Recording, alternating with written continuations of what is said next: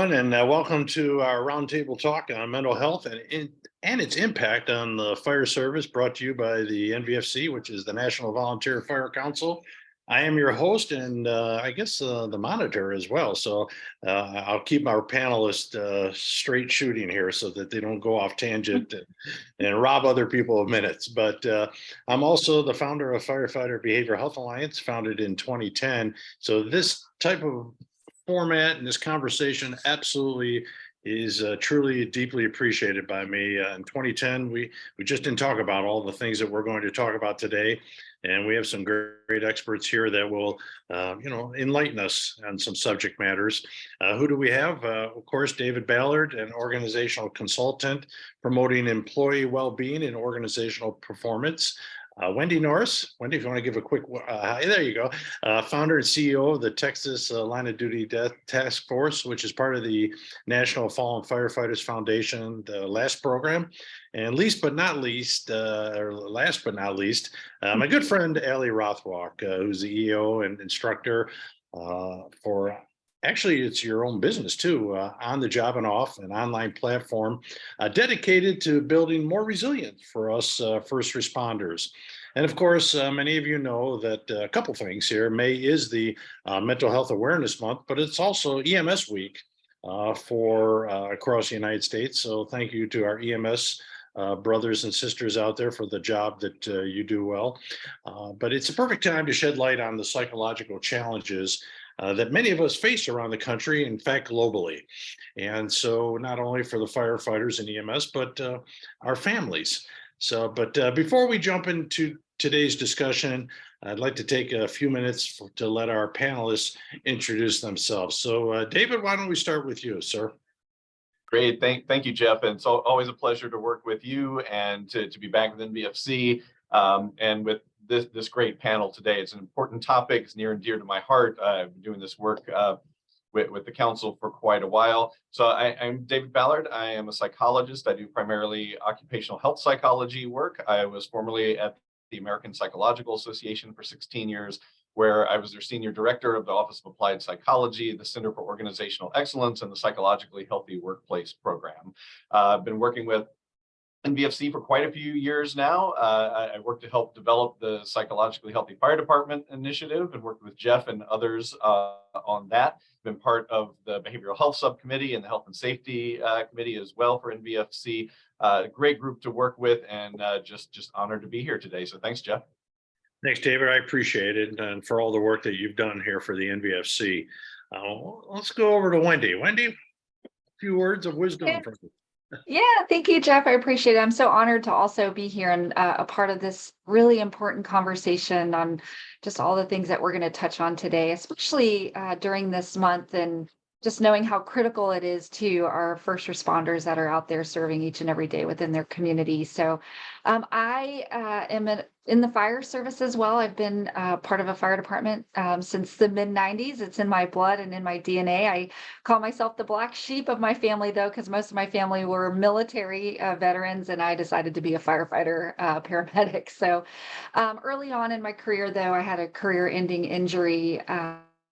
And so I was devastated by that and went through some of my own post-traumatic stress and grief issues and things like that. And so in order to really still maintain some connection to the emergency services, I started an organization that originally assisted with other injured first responders, and that quickly developed into what I lead today, which is the Texas Line of Duty Death Task Force, where we are an arm of the National Fallen Firefighters Foundation, and we serve families of fallen first responders, fire, EMS, police within the state of Texas. And then I am also a master chaplain with the Federation of Fire Chaplains. And really over the last, I think, 10 years, our organization has seen an increase in taking care of families of first responders that have died by suicide. And then we've also seen a dramatic increase in requests for referrals to clinicians and mental health and support services like that. So this is a topic that's near and dear to my heart as well. So thank you for having me.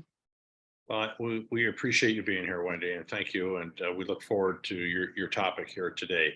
And Allie, please, you have the floor here for your little introduction about yourself. Hi, everybody. Thanks, Jeff, coming to you from the beautiful Bahamas today. I am honored to be here. I, like so many of our other panelists, I've been in the emergency services for a long time, fire and EMS since 2005. I started an organization called On the Job and Off, which I now run full time. We provide online and in-person mental health education for first responders. And in 2020, we launched our First Responder Assistance Program, FRAP, which connects first responders with culturally competent clinicians at no cost to the first responder. I'm an author. My second book, After Trauma, was just published last year, and I'm currently getting my master's degree in trauma and resilience. So thanks to the NVFC, I'm really happy to be here. No, thank you, my friend. I appreciate it. And know that you're right. That's not a screenshot in the back. That is the actual. I'm just disappointed, Jeff, that this was not an in-person session, that it's virtual, too. because there's a clear location where we should be presenting this from. Right. We tried, you know, it was either that Las Vegas where I'm at, but so we'll go with the computers. But thank you once again, everyone, for being here. Today's discussion will last till high noon, because I'm 11 o'clock Pacific Standard Time. And it also depends upon how many questions we receive. If you do have some questions, please type them into the chat room, and we'll try to answer as many as we can. And even online later, we'll talk about how you can send your questions and forward them to the panelists. But you know, we're going to start off. You know, I've known Allie for many years, and your story is just an amazing one, truly strong and passionate. But it also defines resiliency. And, you know, we use that term so often nowadays in the first responder world. And, you know, when it comes to behavioral health, with your experience and commitment to understanding resiliency, can you explain a little bit more in depth? Can you paint a clearer picture for our audience today? I would love to. Resiliency is one of those things that seems sort of hard to define. We're encouraged to be more resilient, but what does that practically look like, especially in the life of a first responder? And we can think of being resilient as the ability to be robust under conditions of stress and change. So when life throws us a curveball, whether it's for I think we got a curveball right here. Yeah. have the ability to pivot. Oh, am I back? Okay, yeah, you good. are. All right. When life throws us a curveball, do we have the ability to pivot? Do we have the ability to improvise? And it's all about that mindset, right? So there's three kinds of resilience. There's natural resilience, which is the kind that we're born with. So maybe we're born with a really optimistic personality. We have the viewpoint that everything happens for a reason, and that helps us be robust to change. There's adaptive resilience, which comes from adversity. And then there's learned resilience, which is my favorite kind, because that's the kind that we have a say over. And that's the kind that we can always be getting better at and learning, you know, to have more tools in our toolbox. So being resilient really means, are we always growing, and are we always trying to better be able to regulate our nervous systems against that change, and to be able to have that radical acceptance for, this is where I am in my life, and I'm going to choose to move forward with this opportunity for growth, rather than feeling like I am stuck and I'm angry that things didn't go the way that I wanted it to. Do I have that ability to look at opportunities for growth and sort of see life that way? That's having a resilient mindset. So when we talk about resiliency, you know, and I speak all over the country, and I don't talk much on resilience because that's not, you know, where we go, FBHA. We are more of the PTS and suicide. Of course, everyone knows us as the suicide people because of the data we collect of our brothers and sisters who take their lives. But am I wrong in saying or believing that resiliency in reality, Allie, starts with people talking about things that they're struggling with? That's a massive component to it. That's the hugest part. And I know sometimes that can be the biggest step. It can feel like the hardest conversation you ever had, to be honest and say, like, I don't think I'm okay from that call a week ago, a month ago, years ago. And I'm curious enough about that to be willing to see this as an opportunity for growth for me as a person. So yes, but I also think resiliency, a lot of that happens in our thought patterns, in the behaviors that we choose to engage in. When I feel stressed to maybe the point of overwhelm, what do I do with that feeling? Where do I turn? What am I doing to help myself process that stress? And those moments of decision is where a lot of that resiliency lies and where the most room for growth is, because we can always be unlearning and learning new ways to handle stress. So is that something where a counselor helps them out and talking about how to gain coping skills on understanding that? It absolutely can be, yes. Not every first responder that feels like maybe they're not the same after a call needs to talk to a counselor, but in so many instances, that is the perfect right step. You get some unbiased, non-judgmental person to just listen objectively to what you feel like is going on and to And you're froze again. person sitting across. I'm so sorry. No, keep on going. Now saw, you're back, man. You're okay. back. I saw a graphic one time of a person sitting across from a therapist, and they sort of had these thought bubbles above their head of like yarn that looked like all messed up. And the therapist was just sort of helping them untangle that yarn and move it forward into their life. And so that's how I like to think about therapy. Mhm. Very good, very good. If someone's here today and they're saying, maybe I'm struggling, how do I become a little bit more understanding what I'm going through and the ability to deal with resiliency? What words of recommendation would you have for them? I think one of the most important things that I learned on my own resiliency journey, I got a post-traumatic stress disorder diagnosis in 2012 from some sexual violence that I endured in the fire service. And the biggest thing for me was remembering that I am not actually an island. I have so much support and help and so many outstretched hands that I could take to help me take steps forward. And so the biggest thing, I think, we're so easy and sort of quick to isolate, maybe when we're going through something that feels overwhelming or that we don't have the words for. And I think sometimes the biggest step is like, take that step off your island, stop isolating yourself. And maybe it's just one person that you feel like you can be honest with. That's a great place to start. Many years ago when I started speaking, I coined a phrase that cultural brainwashing, where when we put this uniform on, we are supposed to act, brave, strong, courageous, give help, don't ask for help. I handle all issues on my own. And I think that's been a major impact in our world because, not only does our communities want us to act that way, but our brothers and sisters we work with and the traditions of the fire service. And yet today, where we are, in regard to behavioral health, I think that we need to lean more on our support systems within our families, our children, whoever that support system is. And am I right in saying that maybe we need to really work with our families as well? I think so. Yes, absolutely. I think it's about evolving the culture of the emergency services, keeping all the parts of it that we love and saying maybe we don't need those parts anymore that keep us really siloed and keep that stigma of mental health alive. So our families are the biggest support. And I know it's hard to explain our jobs. We don't want to maybe talk about the calls that we've gone on, but they are our sort of first line of defense. Maybe they'll notice that something is off with us even before we notice it. So being able to integrate your family into your job, into your work experience is a huge part of being able to be resilient. What would you recommend would be the first steps for someone that might be watching here for the first time and hearing your words, Allie? What would be their first steps? Well, I think it can be as simple as having a conversation. Again, thinking about, do I have a friend that I know that maybe went through a bad call a couple of years ago and they seem to be okay now? Maybe I'm going to ask them what they did, or maybe you're going to call the NVFC hotline and see if you can talk to somebody there. Maybe you're going to look up if there are any, trauma trained therapists in your area. Those things can all be steps on the path. Or maybe there's someone in leadership at your department or a friend that you feel like just sort of, opening a space for a conversation to say, hey, you were on that call with me. I'm having XYZ trouble sleeping since then. Did you notice that? Or my appetite's not the same, or whatever it is. But I think it's being brave enough, and it does take bravery to have that first conversation. And it's not going to be as bad or as hard as you think. And please, David and Wendy, if you have any questions for Ellie, join in as well. There's a phrase I coined many years ago, doing an internal size up, which means we need to ask ourselves every day, why am I acting this way and why am I feeling this way?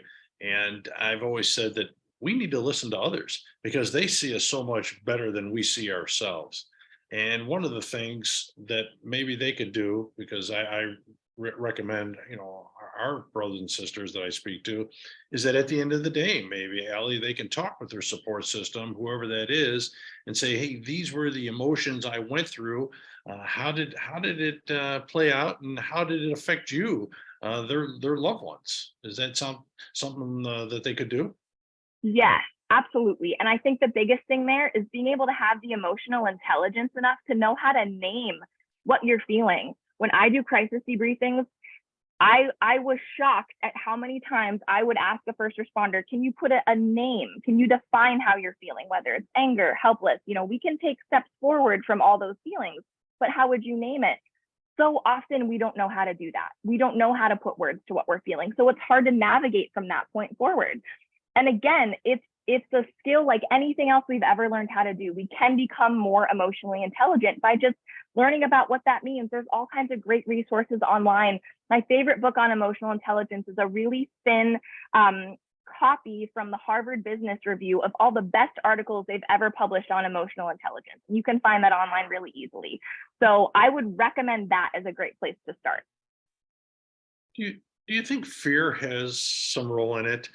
Because me personally, I'm a firm believer that as human beings, we are still afraid of the unknown.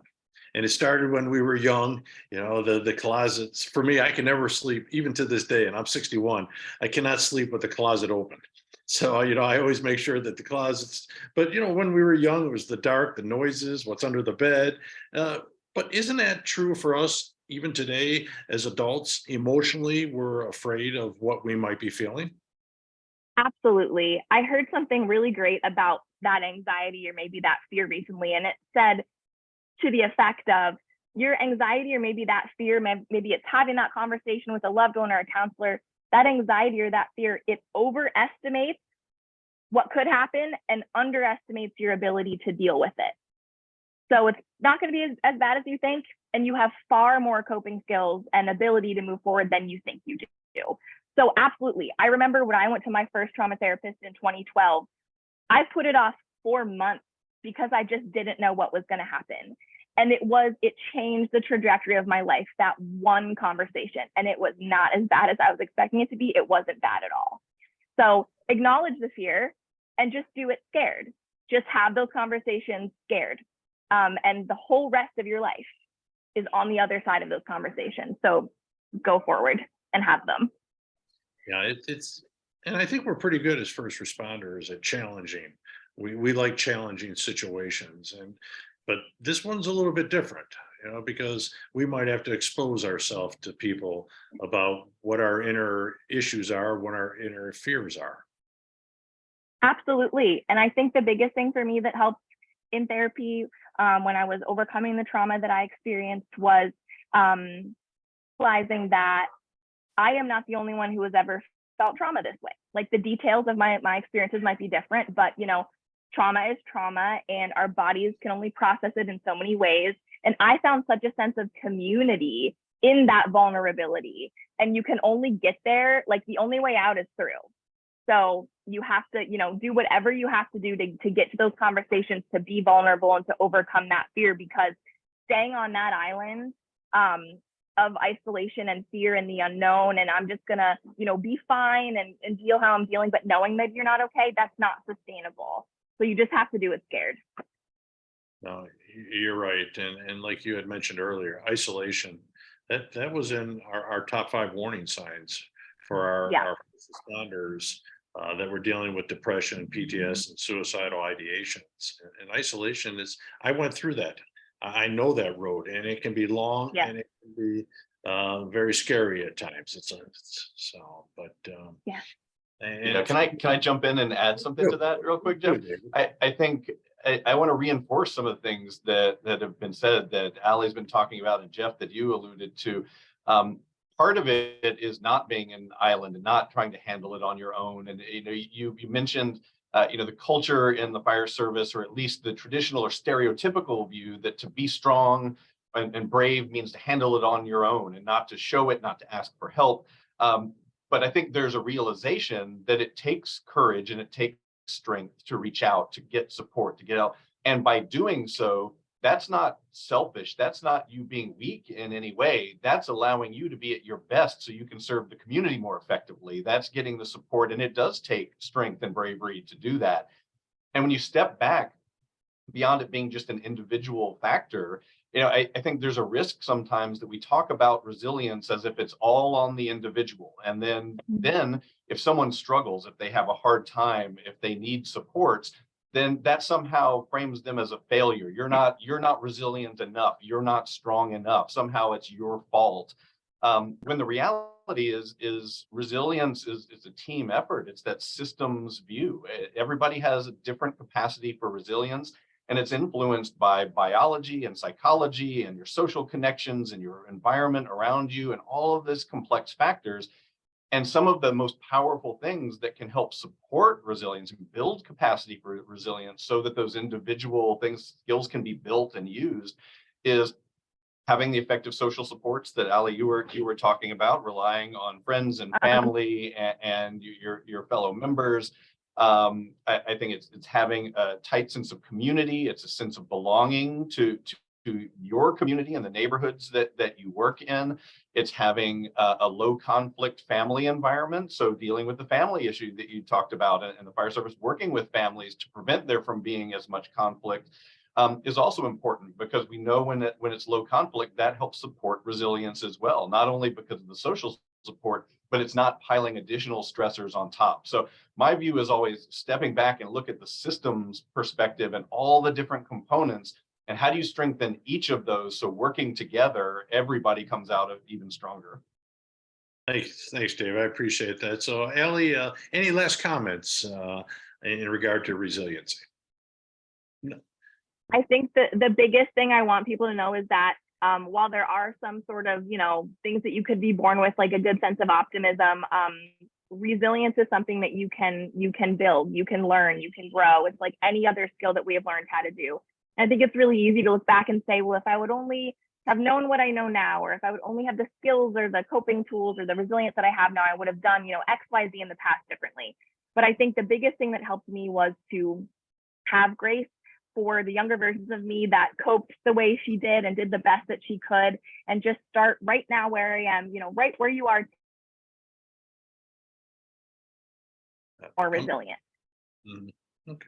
What step can you take today to become more resilient? There's always something that you can do, and it's never too late to learn. Well, thank you so very much, Allie. I learned a few things here today that I hadn't heard it from before, so I appreciate it. Thank you. So we'll move forward on to our good friend Wendy, and Wendy, something very near to me, of course, is moral injury, and it's become a hot topic for first responders. But many still don't have a clear concept of what moral injury is and the difference between that and PTS. How would you help define those differences and tell us a little bit about your experience with moral injury? Sure. First, I just want to say, Allie, gosh, I learned a lot from you as well, too. And there's such a connection of all of these topics that we're talking about, and how moral injury really can play into the resiliency factor. And just a lot of these things are just so intertwined. And so I'm so glad that we're talking about these things and how they really just fit together so well. But so yes, moral injury is one of those topics that I'm so glad to see is finally kind of coming up and being talked about. And I have to say that I was really just thrilled when I saw the announcement that your organization had made, that you had written this white paper about this and have started the studying on this, because I think it is a big key factor that has been missing over the last many years as we've taken a dive into mental health, and we really look at trying to prevent suicide, and we really look into what does post-traumatic stress really mean and do, and how is it that we can prevent suicides from taking place, or from people really getting entrenched into post-traumatic stress. And so there's a lot that's been done over the years, which has been wonderful as we've taught the first responder world about what post-traumatic stress is, and there's a lot of really great work. But what I explain to people as I teach about this subject is that we're onions, we're not just who you see on the outside. We're not just who you see as a personality per se. But there's so much depth to us as human beings and how we're built and how we move in this world. And so what I like to say is that we really need to understand that it's kind of this triangle concept of we're mind, body, and spirit. And one of those things is kind of out of whack, then really it messes up the other things. So you know that when we don't feel good, when we're sick, we tend to be maybe more angry or more snippy with our loved ones, or we just don't react very well. And kind of the vice versa effect too is that when we're having a really bad day, sometimes we can tend to bring ourselves down and become sick, or we have pains or things like that. But that kind of missing component, or a component that we don't really talk about a whole lot, is the spiritual component. And I think because it's kind of a thought of as this mystical thing when really it's not. Spirituality does not have anything necessarily to do with faith systems or religious belief systems, although it can play a part into that. What spirituality is who we are as a person. What do we believe to be right and wrong? What do we believe to be true? What is of importance to me? What is my why in the job that I'm doing? What is my why in the fire service? What is my purpose here in this life? What am I called to do in this world? And so when a moral injury takes place, what is happening is that what we've developed through our lifetime of what's right and wrong has been challenged by something that we have faced either in our personal lives. But when we're talking here with first responders, a lot of times that can take place within the work that we do too. So we have to go against something that we believe to be right or wrong and act against that, or it goes against that core belief system, which really can kind of knock us off kilter per se. And unfortunately, especially in this career, having to make those quick decisions, life-saving decisions, when we're dealing with a lot of people, say on a larger scale type call, and you have the lives of other people that are underneath of you, and you have to make those snap decisions. Sometimes it requires us to make these decisions that do go against those belief systems that we have. And also too, some of the belief systems that we have as far as right and wrong, where we see a lot of moral injury take place too, is when we have to make those decisions. There's this difference between guilt and shame, and a lot of times we can feel badly about a decision that we've made, or we feel badly about a circumstance that we are witnessing. And so we carry this guilt with us. And so sometimes we talk about the shame piece too, and what the differences are in that. And I feel like one of the best explanations that I've heard as far as like how this impacts us on a spiritual basis with moral injury is that when something happens and we feel guilty about it, it means that we've made a decision, or we've witnessed an incident, and we feel bad about that. Maybe we feel bad about a choice that was made. Maybe we feel bad about the circumstance and how it turned out.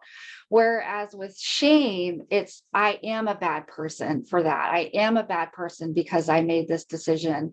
And that starts kind of crumbling into, well, why am I really in this job? Why am I allowed to have the power that I have to be able to treat a patient or make a decision on a fire call, And so when it turns from, I feel bad about this situation to I am a bad person because of this situation, it really inflects into the moral beliefs of that particular person. So that's where we tend to see it really rage up in first responders itself. Yeah, and we know how powerful guilt is, right? Oh, It's yes. an emotional issue. And a lot of people, I look at it, or PTSD is that trauma that Yeah. they either saw or hear for our dispatchers. But where I liken the moral injury, it's more our hits to our heart and Yes. emotions that we go through. And I, just traveling around over the last, since that paper came out, there's still a discrepancy in what people believe what might be PTSD and moral injury. And what would you tell them would be the main differences, especially if they went to a counselor? I'm a licensed counselor. I know David's well versed in this issue, but we never really talked about it because it wasn't a diagnosis. Right. And that's the big piece, right? Is that I think why moral injury is so kind of elusive. We can't really put our thumb down on it because there hasn't been a lot of studies on that, and we can't really nail down statistics or numbers or, how invasive it is, and how people respond to that, and then how do we diagnose that, or then how do we treat that, right? And so, as a chaplain myself, the spiritual component is a big part of how we take care of first responders, is being able to look at that again holistically. And so it can be very confusing to have that overlap of what does post-traumatic stress look like versus what a moral injury looks like, because there's a lot of things, and if you take a Venn diagram, there's a lot of things that are very similar in that. But what I like to say is that the difference is with post-traumatic stress, there's been a break of safety. So a person no longer feels safe physically, mentally, whereas with moral injury, there's been a break with trust. They no longer trust themselves. They no longer trust the authority around them. Sometimes that moral injury takes place where a leader within their organization or agency has done something that goes against their belief systems. And so they lose their trust in their leadership. And we know what happens. I think a lot of us understand what happens when leadership fails, or we feel failed by leadership. Or trust with a partner, or trust with guidelines and protocols that we have to follow. So really, I think it's that break of trust versus break of safety. But again, there's some kind of internal things that are similar as well, too.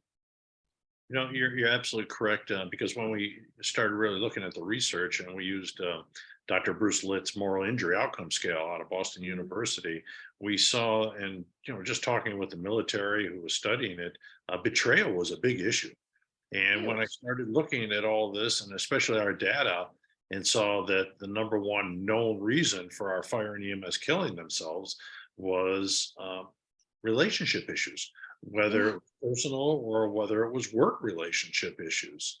And so, betrayal. And so, how do you handle that, Wendy? How does someone who's struggling and dealing and has that attitude, I can't stand work, I don't want to go there, I just feel like I'm been betrayed by management. What do you say to that person? I think it goes back to what Allie was talking about, and also what David was talking about, as far as we can't isolate ourselves. And that's something that's very similar that we see with people that are facing post-traumatic stress, and people that are facing moral injury as well, is that they tend to isolate themselves. So when you have a breakdown of safety, or you have a breakdown of trust, for a lot of us, the first thing that we want to do is just to kind of recoil or step back, and away from our systems, because all of a sudden we don't feel safe with the people that we thought we could feel safe with. And even if it's maybe one person that has betrayed us or has broken that trust, because of how we are as first responders, how many of us tend to think is that if one person can do it, anybody could do it to me, right? And so we withdraw and we isolate. And so I think that we have to push up against that and really ensure that the social circle that we've built around ourselves is strong and comes from many different backgrounds. I know for me personally, especially going through the COVID years, and as my husband was transitioning and retiring out of the fire department, because he's in the fire department as well, is that our worlds were very small. Most of our friends tended to be first responders, and we didn't have other people in our lives that could speak to us from a different perspective. And so I think it's really important for us not to silo ourselves into a particular group of people, even though that's easy to do because we speak the language and we can talk work and we can talk about all the gore and the trauma. But really, we have to have other people that are in our lives that can look at us for who we are, like in that holistic piece, and say to us that, I see that there are changes that are taking place with you. Can we talk about it? And so again, making sure that we're surrounded by people that we can talk to, reach out to the individuals that could potentially help us with our why and our meaning and our purpose, and moving past betrayal and working through that. So I think a lot of times, again, it could take a holistic approach where you are dealing or you are working with a clinician, but maybe you are working with a faith leader, a chaplain, a pastor, or somebody who is in that line of work. And then peers are so important as well, because you may be having a bad day and a peer may be in a place where they can talk to you and give you a different perspective of where you're at. Sometimes it just takes hearing another person's perspective for us to kind of get out and move out from that stuck place that we tend to find ourselves in sometimes. So Wendy, I have a question here from actually a good friend of mine, Eric Chase. And he says, are you equating conscience based response to harm with spiritual in relation to moral injury? And it's a great question. Yeah, and again, that's kind of where some of those complicating factors come into play when we think about like how do we explain this? And so I think they're so interwoven that sometimes it's really hard to pull those two things apart, because I think being conscious about the world around us, conscientious about our decision making, conscientious and conscious about the relationships that we have and how we are projecting ourselves and reacting, like again what Ali said with emotional intelligence too, is that sometimes it takes that spiritual intelligence piece too of, okay, why am I responding to this particular situation that I'm being dealt with right now? Is it because it's going against these moral beliefs or what I deem to be right or wrong? Or is it because I am actually feeling really angry about something, or I really do feel like I am out of control or out of, I feel unsafe? And so, yes, those two things can be woven together. But again, it's kind of like that Venn diagram where you can pull them apart as well. Hopefully that makes sense. It does, but I'm a firm believer with you. We are very new with moral injury and Yes. much more to come.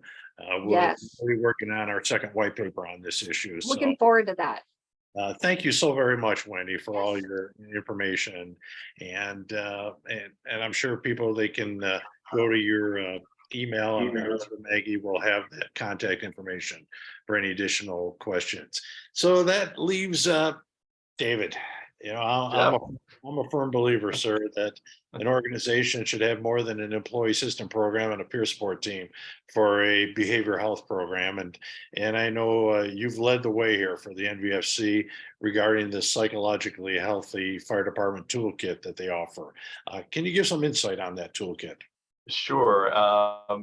Yeah, absolutely. It's much more than just having access to treatment. Those are important elements, whether it's behavioral health services, whether it's an EAP. Those are critical elements. But if you're really going to create a culture that's going to support mental health and psychological well-being and high levels of performance, it really is a shared responsibility. It goes beyond the individual. It goes beyond just helping someone who's struggling, in fact. And I actually want to go back for a second to something that Jeff, you and Wendy were talking about a minute ago, when you were addressing the issue of, well, how do you understand and address something if it's not necessarily diagnosable, if it's not rising to a level of a mental illness per se. But I think that highlights something really important, that mental health exists on a continuum, from positive psychological well-being, where people are flourishing and doing well, all the way to crisis and times when people do need that help and support. But talking about it that way normalizes it very much, because it's not just about pathology and disease and dysfunction, and it's not just siloed off for the small portion of people who might need help and resources. It's a human issue. It's something we all deal with. And I think that's something that the pandemic put a really bright spotlight on, is it went from something that was only relevant to a small portion to, we were all dealing with this. We were all facing many different stressors. Life was turned upside down. We were facing difficult situations and crises. And instead of it being a pathology, it was a normal reaction to a very extreme and disrupted experience that we were all going through. So I think that normalizes it. And it's an effective way to talk about it within departments as well, because it's not just for the person who needs to go seek therapy or has experienced a trauma and has PTSD. It's something we all deal with. And on the positive side, it's going to help you serve better. It's going to help you be more effective. It's going to help you make better decisions on the fly when you need to. It's going to help you have better relationships with the people on your crew and with your family and all of that. So I think thinking about mental health as that broad range it's just part of all of our lives, and not separating it off. So when we're talking about health and well-being and our lives, and when we're doing health and safety training, mental health should be part of it. It is part of it all of the time. So I'll step back and maybe answer your question a little bit now, Jeff. But so And I'm not going to go in great detail about it because people can go online and they can access the toolkit that we created for the psychologically healthy fire department. And actually, if they go to nvfc.org/help, that'll drop them on the share the load page, and that's one of the resources along with a bunch of other things. So again, nvfc.org/help, and you can access the toolkit that goes into great detail about all these different pieces. So I'll give you a thumbnail sketch of it so that people know what we're talking about. But it's back to creating an environment that supports mental health being a shared responsibility. Yes, the individual has to be engaged, and they have to take advantage of resources that are available, and they have to be willing to be open and address it. But it's also the responsibility of leadership in the department. So the responsibility of the organizations themselves around fire service and EMS. And it's about creating an environment, when you put it all together comprehensively, everything that's being done, that supports both the health and well-being of the members who are there, and it supports the functioning and effectiveness of the department. So those things go hand in hand. And yes, it includes the health and safety pieces. It includes mental health benefits and resources and EAP and encouraging people to use all of those things. But beyond that, it includes other big elements like actively engaging and involving members to where they have input into things that affect their day-to-day lives in the service, where they have some autonomy and control, where their input is sought and they feel some sense of belonging and connection to the department. It includes broad health and safety issues. So beyond mental health, those are all integrated and connected. So it's also encouraging other healthy behaviors and lifestyle choices and things that are going to keep people healthy and functioning at their best. It includes opportunities for growth and development. So beyond the required trainings and drills and things that you have to do, it's ensuring that people have opportunities to develop if they have an interest in being a career in the fire service. They have opportunities to develop. They have training opportunities, not just on the direct skills they need on the fire ground, but also skills interpersonally they may need to interact effectively in the communities, leadership skills that they need to move up and to work within a crew in a department, work-life balance initiatives, and helping people juggle those competing demands is a huge one, especially in volunteer fire service, because not only are people dealing with the demands they face from the service, but their home lives, but they're often juggling other part-time jobs and other things where they got multiple components that are competing for their time and energy and attention. And that creates lots of stress and distraction and things that you don't want happening when somebody has to make life or death decisions on the fly. And you also want people to continue to have positive interpersonal relationships. You want them to have strong relationships with their spouse or their partner, with their family when they go home, and not have extra conflict and tension going on there as well. So finding ways to balance that. Effective recognition practices so that individuals and crews and department as a whole feel acknowledged and appreciated for the service that they're committing, that it's visible to the community. So sometimes even highlighting that through communication channels to the public and to the communities that they're in is really important. But so is acknowledgement from leadership and from their peers, from each other, so that they know they're in this together.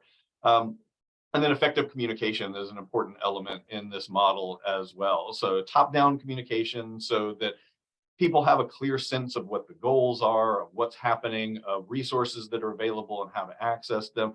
But then that upward communication that fuels member involvement and engagement, so that their input is used to shape decisions that are going to work effectively in the line of duty.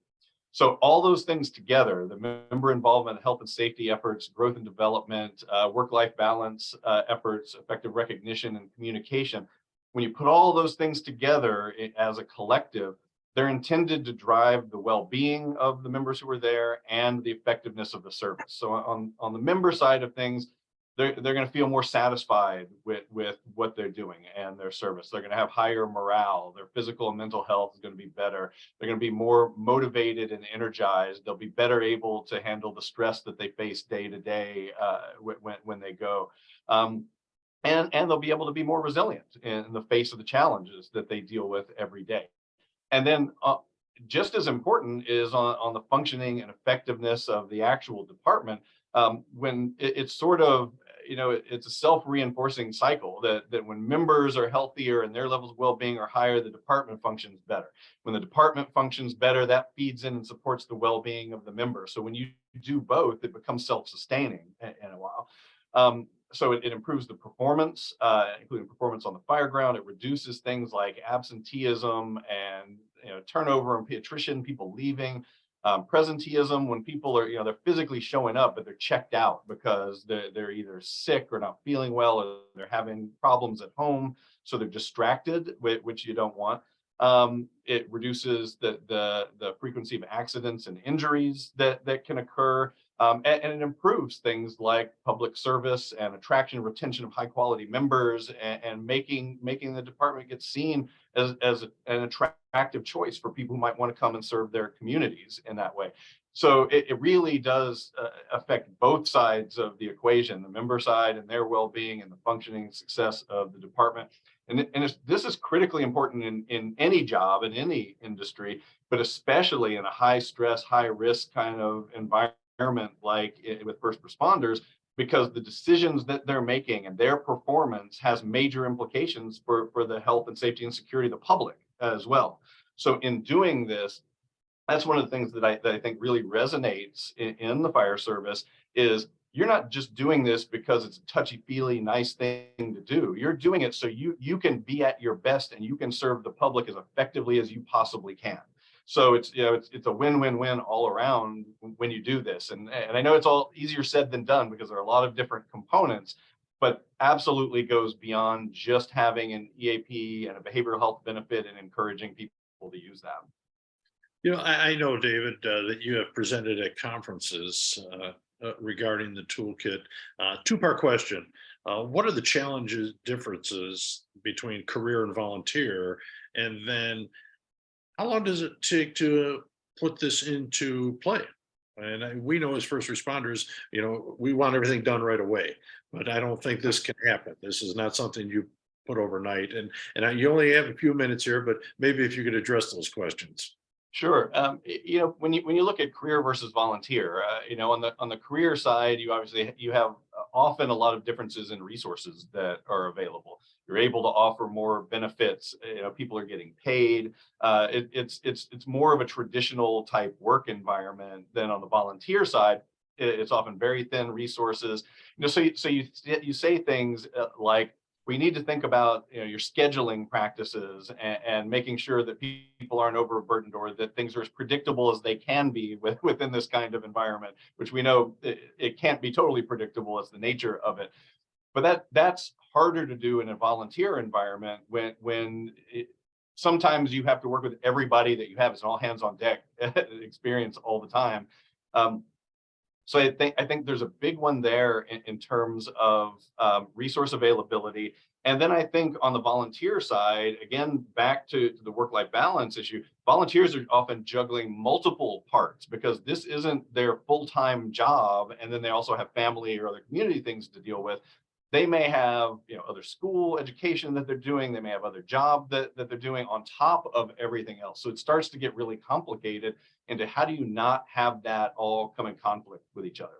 To your other question about, we want to do this all at once, but that's not realistic.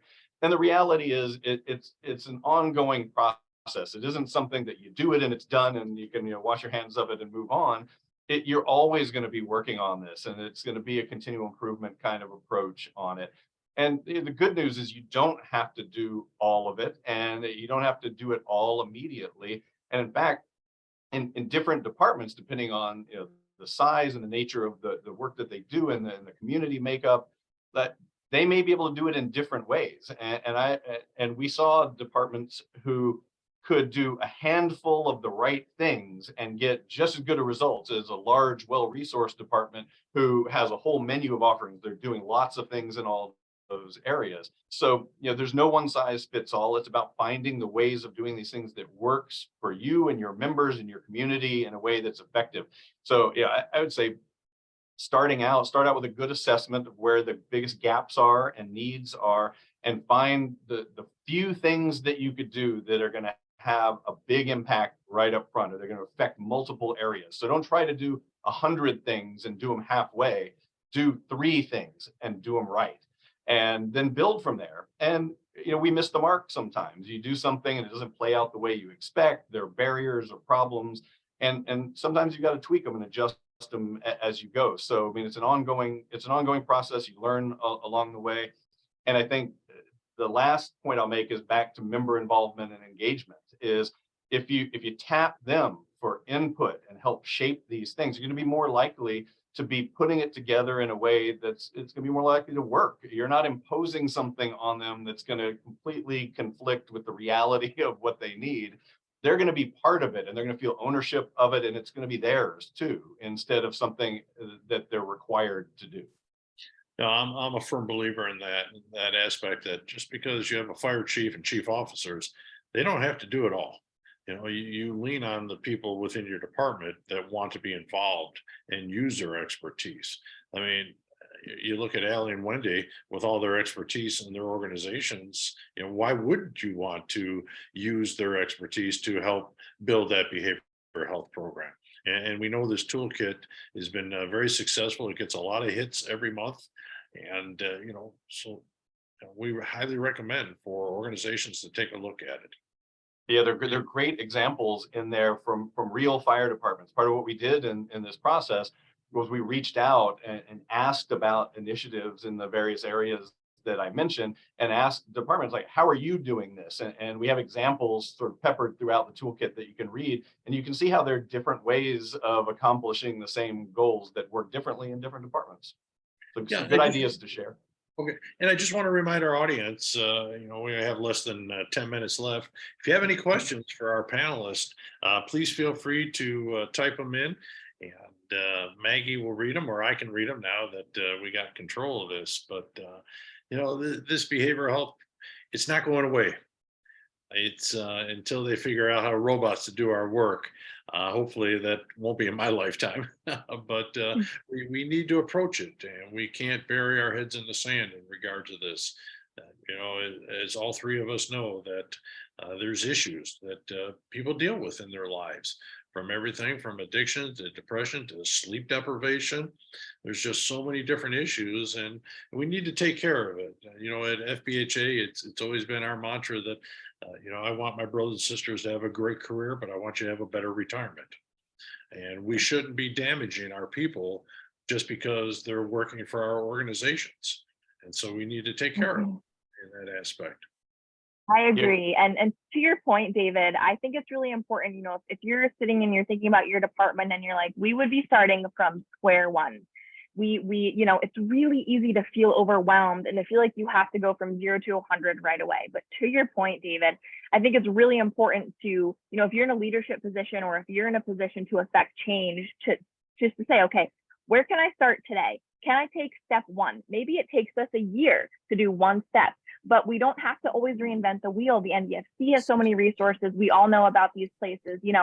Someone somewhere has figured out how to do this well in a way that's working. So, what can you fold into your department with the resources that you have? There's always a way to start, in a way that doesn't feel too overwhelming. Yeah, I would add, back to the idea about mental health being a continuum. There's another aspect of that in the way that this gets addressed in departments, and there's some models and frameworks around this, but basically it comes down to 3 P's. There's a range, and you try to protect members' mental health. So you try to remove the hazards and the risks that are going to potentially have a negative effect on them. You try to promote good mental health, try to promote psychological well-being, the positive aspects, the resilient aspect, the thriving aspect. And then you try to provide access to the resources and services and things that people need when they're struggling. And thinking about all of those, we tend to focus on the provision of resources and services, like for the struggling piece, because you have to at that point.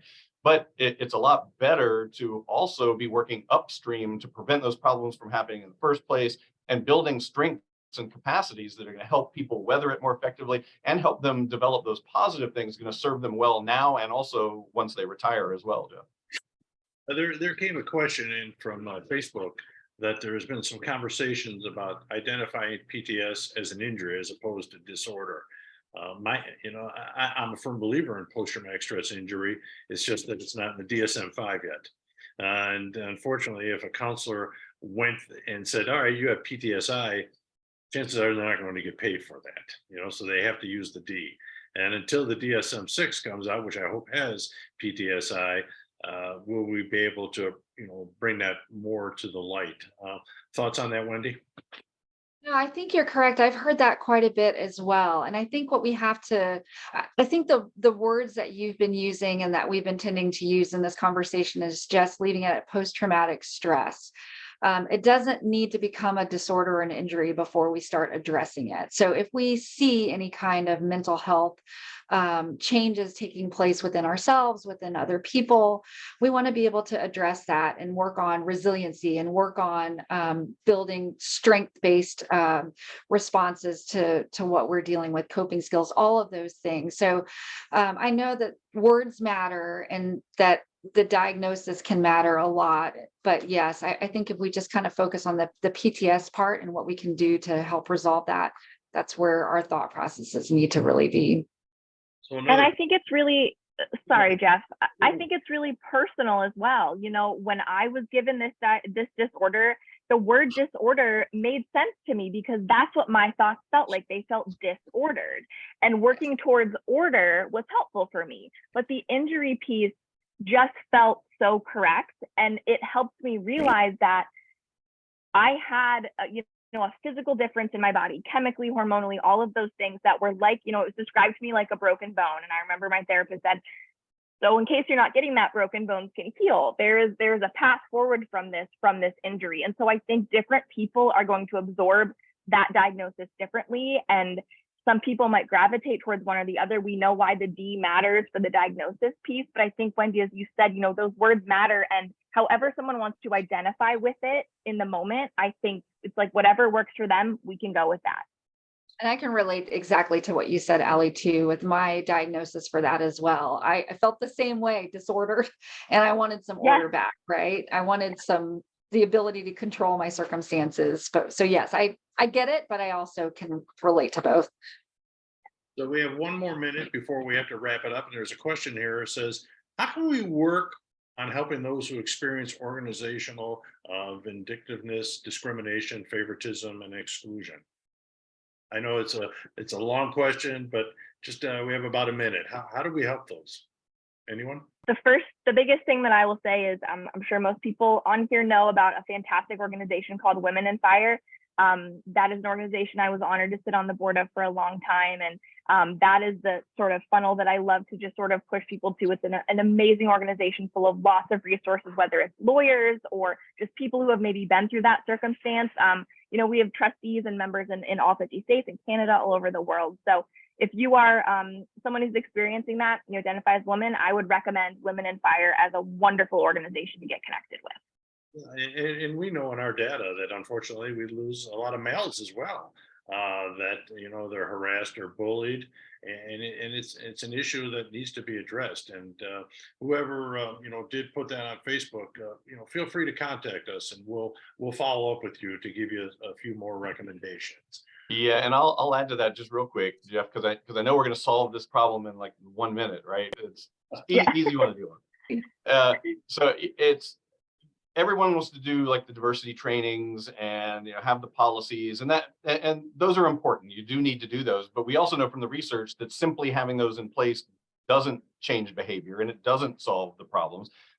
Another aspect of it is that has to be embedded in the culture of the organization. It has to be modeled by leaders in the organization that they are going to treat people with civility and respect and non-discrimination and acceptance and belongingness, all of those elements. So it has to truly be modeled and embedded there. So yes, have the policies, yes, have the trainings, but you have to walk the talk as well. And another critical element is representation in the department. Your department should look like your community. If you want to have an environment that is going to be accepting of and inclusive of women and people from minority backgrounds, and then those people should be in your department as well, and in leadership positions in your department. So I think having that just be part of the way that things are done, it also becomes the normal way of doing things instead of something that's artificial or feels forced. Thank you, Dave. I appreciate it. And if you have, and there are more questions, they will be forwarded to the panelists for them to address and respond back to you. So we thank you. But you know, that looks like it's amazing how quick an hour goes though, right? I do want to thank Allie, Wendy, and David for all their work. We know that, you know, mental health awareness, there's not many calls that we don't get unscathed with, or some of the issues that we deal with, both personal and professional. And I hope that, you know, the insight from our panelists will help give some tools for our audience today. I also want to thank the NVFC for the organizing this today. They're the leading nonprofit membership association representing the interest of the volunteer fire, EMS, and rescue services. They provide just a plethora of resources, training, advocacy, and programs to help volunteer emergency services thrive. And you can learn more about them at nvfc.org. Also, there's a membership, $21 a year. You can become a member of the FDI, or excuse me, of the NVFC, and they have their helpline. And I know David talked about it a little bit earlier. Provident is the Share the Load, the helpline. You can find all those resources on nvfc.org that relate from everything that we talked about here today: stress management, individual support for families, relationships, financial or legal concerns. I did want to also thank Maggie. Maggie, great job of keeping all this running and on time for us.